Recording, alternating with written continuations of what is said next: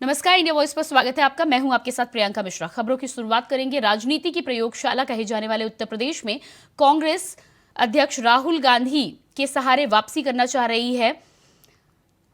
चुनाव से पहले यूपी कांग्रेस अध्यक्ष अजय राय का बड़ा बयान सामने आया है। ऐसे में अजय राय ने कहा है कि पूर्व अध्यक्ष राहुल गांधी अमेठी से चुनाव मैदान में वापसी करेंगे। सुनिए अमेठी में राहुल गांधी रिटर्न्स।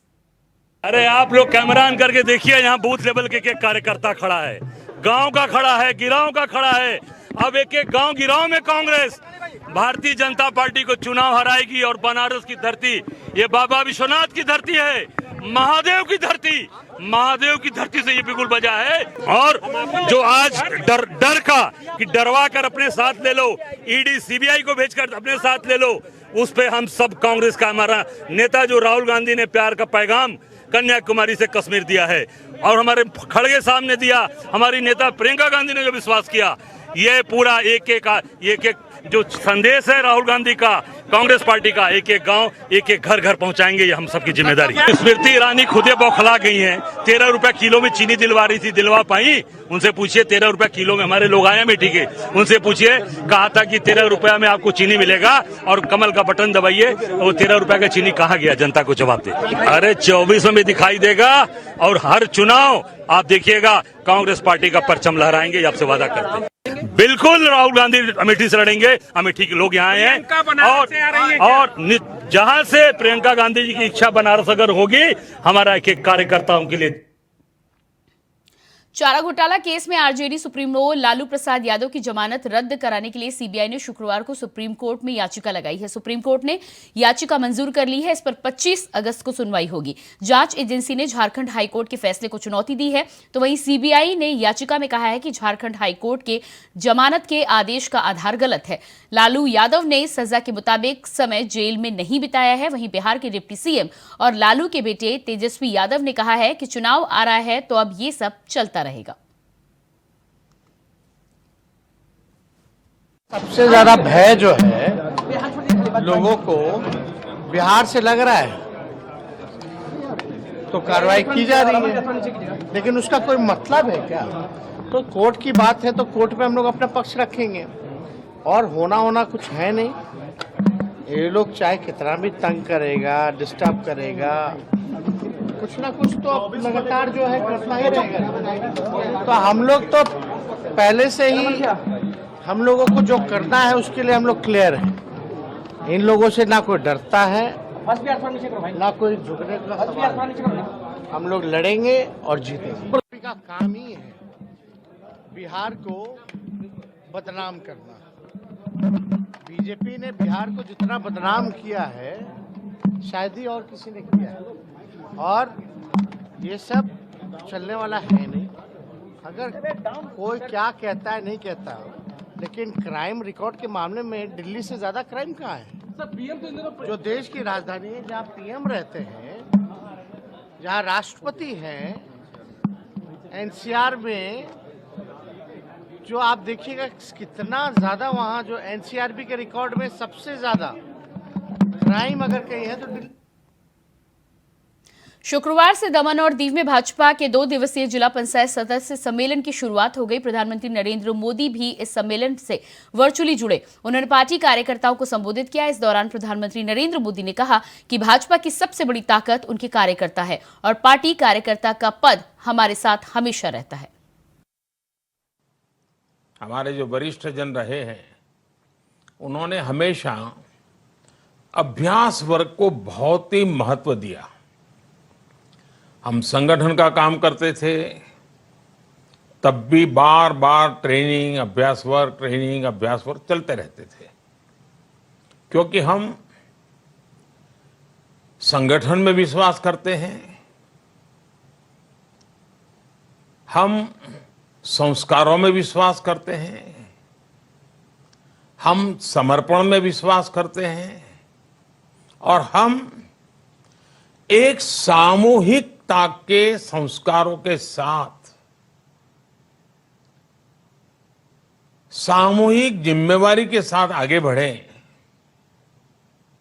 और जो जिम्मेवारी मिले इसके लिए निरंतर अपनी योग्यता बढ़ाते जाएं। अपना कौशल्य बढ़ाते जाएं। इतना ही नहीं, हमारी ये परंपरा रही है कि जिस किसी के पास से अच्छा सीखने को मिलता है वो जरूर सीखे। मुझे पक्का विश्वास है कि पंचायत व्यवस्था से जुड़े हुए आप सभी बंधु जब 2 दिन 3 दिन साथ रहेंगे तो अनेक लोगों से अनेक विषयों की चर्चाएं होगी। अलग अलग जिले में समस्याओं के समाधान के लिए नए नए रास्ते खोजे गए होंगे। इन सारे चीजें जो सीखने को मिलती है, जो उद्बोधन के द्वारा सत्र में विषय रखते हैं उस समय जितना सीखने को मिलता है, उससे ज्यादा हम जो इनफॉर्मली 2-3 दिन रहते हैं साथ में, इससे सीखने को मिलता है। जानते हैं कि लोकतंत्र की मजबूती शिखर पर जितनी है उससे ज्यादा नींव पर होती है। हमारी लोकतांत्रिक संस्थाओं की नींव जितनी मजबूत होगी, पल पल लोकतंत्र को हम जीते होंगे, तो आप देखिए हम जन समर्थन अधिक से अधिक प्राप्त करेंगे, हम नई बुलंदियों को प्राप्त करेंगे। केंद्रीय गृह मंत्री अमित शाह ने शुक्रवार को ग्रेटर नोएडा के सुतियाना स्थित सीआरपीएफ ग्रुप सेंटर पर 4 करोड़वां पौधा लगाया। साथ ही अमित शाह ने सीआरपीएफ के 8 विभिन्न परिसरों में कुल 15 नवनिर्मित भवनों का उद्घाटन भी किया। इस दौरान उन्होंने कार्यक्रम को संबोधित भी किया।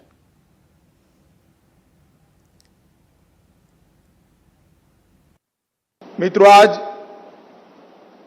सभी सीएपीएफ के लिए और मेरे लिए भी आज का दिन बहुत महत्वपूर्ण दिन।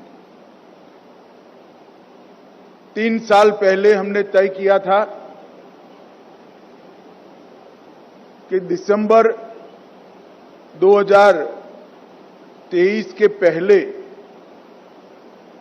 हम 5 करोड़ वृक्षों को लगाएंगे, इनको संभालेंगे और गैप फिलिंग कर कर उनको अपने सर से बड़ा कर कर दुनिया को समर्पित करेंगे।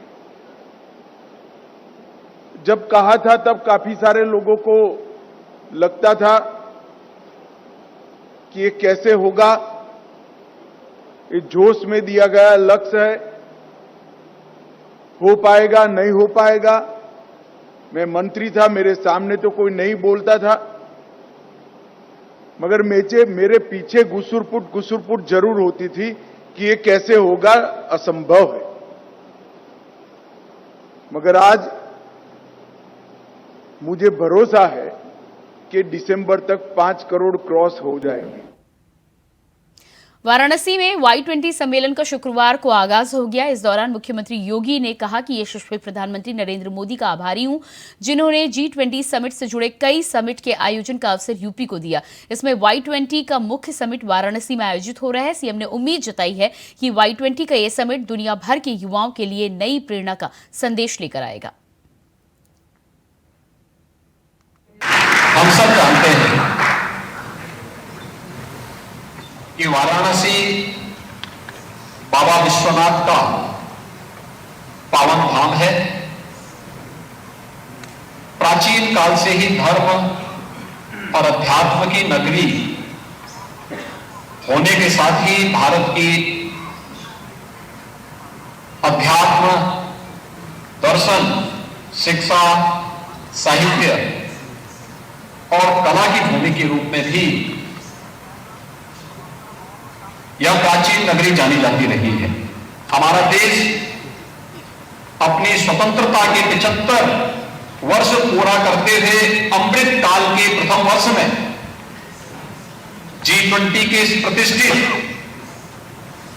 आयोजन की अध्यक्षता कर रहा है। हर भारतवासी न केवल इन आयोजनों के प्रति लालायित है, बल्कि अपने आप को वैश्विक मंच पर एक उभरते हुए भारत के रूप में प्रस्तुत करने में गौरवान्वित भी महसूस करता है। स्वामी प्रणवानंद जी ने मात्र 42 वर्ष का जीवन जिया था, 1.25 लाख से 1 लड़ाओ तो गोविंद सिंह, इसका उद्घोष करने वाले गुरु गोविंद सिंह हो, महाराणा प्रताप हो, छत्रपति शिवाजी महाराज हो, ये सभी युवा ही थे। सिंहासन हिल उठे, राजवंशों ने विभूति तानी थी, बूढ़े भारत में आई फिर से नई जवानी थी। वो लड़ी मर्दानी तो ये कहने वाली महारानी लक्ष्मीबाई इसी काशी में जन्मी थी। भारत सरकार की युवा कल्याण मंत्रालय की सचिव उस थीम के बारे में बता रही थी और अनुराग जी ने इस बारे में विस्तार से हम सबके सामने बात रखी। तो मुझे लगा कि वास्तव में प्रधानमंत्री मोदी जी ने तो आने के बाद भारत के युवाओं के इस प्रतिभा और इस पोटेंशियल को आगे बढ़ाने के लिए हमें एक मंच दिया। G20 के समिट में Y20 का यह समिट, जिस व्हाइट पेपर को आप लोगों के द्वारा जारी किया जा रहा है, ये दुनिया के युवाओं को उनकी सकारात्मक ऊर्जा के साथ जोड़ते हुए उनकी प्रतिभा का उपयोग विश्व मानवता कर सके, क्योंकि हमारा आज का युवा वह केवल युवा नहीं है, वह आज का नेता है और कल का निर्माण। बुलेटिन में फिलहाल रुकते एक छोटे से ब्रेक के लिए, खबरों का सिलसिला जारी रहेगा। ब्रेक के बाद स्वागत है आपका। खबर दिन भर में खबरों में आगे बढ़ेंगे। सीएम योगी आदित्यनाथ और केंद्रीय मंत्री अनुराग ठाकुर ने 17 से 20 अगस्त तक होने वाले 4 दिवसीय Y20 सम्मेलन का रुद्राक्ष कन्वेंशन सेंटर में उद्घाटन किया। केंद्रीय मंत्री अनुराग ठाकुर ने कहा कि दुनिया की सबसे बड़ी युवा शक्ति भारत के पास है, ये युवा शक्ति ही हमारी राष्ट्र शक्ति है। साथ ही उन्होंने मणिपुर में भी बोलते हुए कहा कि हम मणिपुर में शांति के लिए लगातार प्रयास और प्रार्थना कर रहे हैं। हम काफी हद तक शांति बहाल करने की कोशिश में सफल भी हुए हैं। घमंडिया गठबंधन की बैठक में घमंड और अहंकार ही देखने को मिल सकता है। और ये G20 के अंतर्गत जो Y20 यूथ के लिए हो रहा है, आज बनारस में दुनिया भर के यहाँ पर प्रतिनिधि आए हैं और उत्तर प्रदेश के मुख्यमंत्री माननीय योगी आदित्यनाथ जी ने उनको संबोधित भी किया। और ये युवा हमारा वर्तमान और भविष्य भी है। जिन 5 की थीम्स के आसपास चर्चा हुई है, उन पे फाइनल राउंड अब ये 2 दिन रहेगा और फाइनल जो व्हाइट पेपर और कम्युनिके निकलेगा, वो संदेश एक पूरी दुनिया भर में G20 के माध्यम से जाएगा। लगातार शांति के लिए हम प्रार्थना भी कर रहे हैं, प्रयास भी कर रहे हैं और प्रयास में काफी हद तक सफलता भी मिल रही है। और मेरा इतना ही निवेदन है विपक्ष के नेताओं से, आग में तेल ना डालें, शांति का आह्वान करना चाहिए, राजनीति से दूर रहना चाहिए। देखिए, घमंडिया गठबंधन की बैठक कहीं भी हो, घमंडिया गठबंधन की बैठक में आपको केवल घमंड और अहंकार ही नजर आएगा। जो पिछड़े समाज का अपमान करे और माफी भी ना मांगे, जो जनता को राक्षस कहे, वो इससे बड़ा घमंड और क्या हो सकता है। और जिनके आपसी तालमेल, सुर और स्वर एक ना हो, तो आपको उनका भविष्य क्या लगता है? ये तितर बितर हो जाएंगे। बिहार के अररिया में बदमाशों ने सुबह सुबह एक दैनिक अखबार के पत्रकार विमल कुमार यादव की गोली मारकर हत्या कर दी।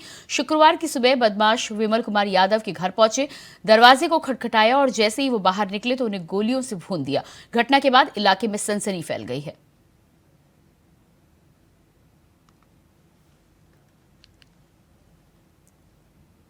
सुबह करीब 5:30 बजे रानीगंज बाजार अंतर्गत विमल जी जो दैनिक जागरण के पत्रकार हैं, 4 अपराधकर्मी उनके दरवाजे पर पहुंचते हैं और आवाज देते हैं। आवाज देने पर निकलते हैं घर से बाहर और वो गोली मार के और फरार हो जाते हैं। तो देख रहा है पुलिस, कोई किसी के बारे में हुआ है, अभी एक न्यूज आया, तुरंत हमने अधिकारियों को कह दिया कि क्या हुआ है जी, इस तरह से हुआ, हमको बड़ा दुख हुआ। हम यहाँ आने के पहले देखे हैं न्यूज में, तो हमको लगा कि भाई कैसे किसी पत्रकार का हुआ, तो हमने तुरंत अधिकारियों को कहा इसको देखिए, और मुझे बहुत दुख हुआ कि कैसे किसी की लखनऊ के सुशांत गोल्फ सिटी थाना क्षेत्र के पैराडाइज क्रिस्टल अपार्टमेंट के सी ब्लॉक में स्थित फ्लैट नंबर 203 में रहने वाली रिया गुप्ता नामक युवती की गुरुवार देर रात गोली मारकर हत्या कर दी गई। आरोप है कि रिया की हत्या उसी के दोस्त ऋषभ सिंह ने की है। खबर के अनुसार रचा की ऋषभ से मुलाकात एक क्लब में पार्टी के दौरान हुई थी। दोनों में दोस्ती हुई और उसके बाद बीते नवंबर महीने से दोनों लिव इन रिलेशनशिप में रह रहे थे। गुरुवार देर रात कथित तौर पर दोनों के बीच झगड़ा हुआ और ऋषभ ने रिया की पिस्टल से गोली मारकर हत्या कर दी। वहीं इसके बाद ऋषभ ने वारदात को अंजाम देने के बाद पुलिस के सामने सरेंडर कर दिया।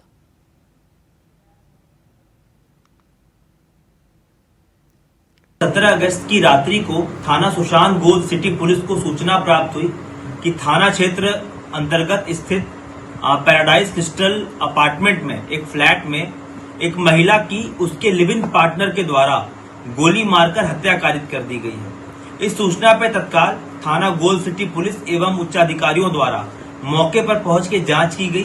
मौके पर ही फॉरेंसिक फील्ड यूनिट को भी बुलाया गया।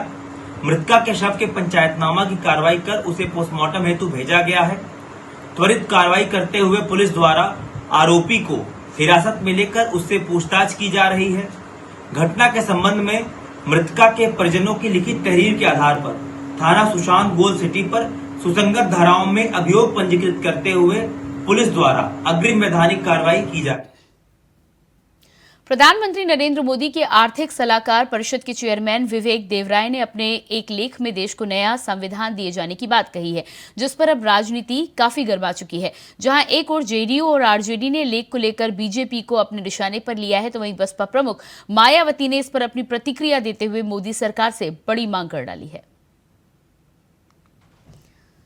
तो ये आप देख पा रहे हैं किस तरह से मायावती ने यहाँ पर आर्थिक सलाहकार परिषद के चेयरमैन विवेक देवराय द्वारा अपने लेख में देश के नए संविधान की वकालत करना उनके अधिकार क्षेत्र का खुला उल्लंघन है, जिसका केंद्र सरकार को तुरंत संज्ञान लेकर जरूरी कार्रवाई की जानी चाहिए ताकि आगे कोई ऐसी अनर्गल बात करने का दुस्साहस ना कर सके। तो मायावती ने इस पर सीधे ट्वीट करते हुए सरकार से इस पर कार्रवाई करने की मांग कर दी है।